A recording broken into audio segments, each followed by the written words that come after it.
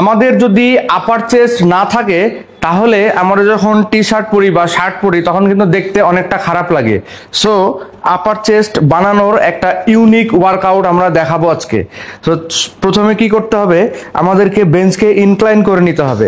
দেন দুইটা ডাম্বেল নিয়ে আমরা ইনক্লাইন প্রেস করব। উঠানোর সময় চেস্ট আপ রেখে একটু ফাস্ট উঠাবো, নামানোর সময় আস্তে আস্তে নামাবো।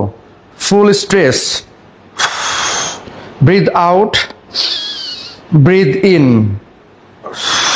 উঠানোর সময় খেয়াল রাখতে হবে যেন এটা আমাদের আপার চেস্টে পুরা হিট করে।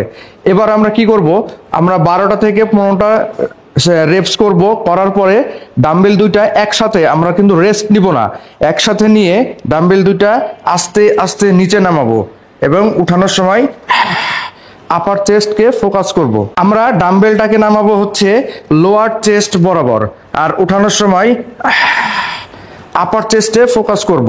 মানে নামানোর সময় একটু বাঁকা করে নামাবো আর উঠানোর সময় একটু বাঁকা করে উঠাবো আপার চেস্ট বরাবর। এটা যদি আপনারা ঠিকভাবে করতে পারেন তাহলে দেখবেন আপনার চেস্ট একদম অনেক বড় হয়ে গেছে, আর যে কোনো জিনিস পরবেন তখন দেখতে অনেক সুন্দর লাগবে। সো ভিডিওটি লাইক করে দিবেন, শেয়ার করে দিবেন, কমেন্ট করে দিবেন।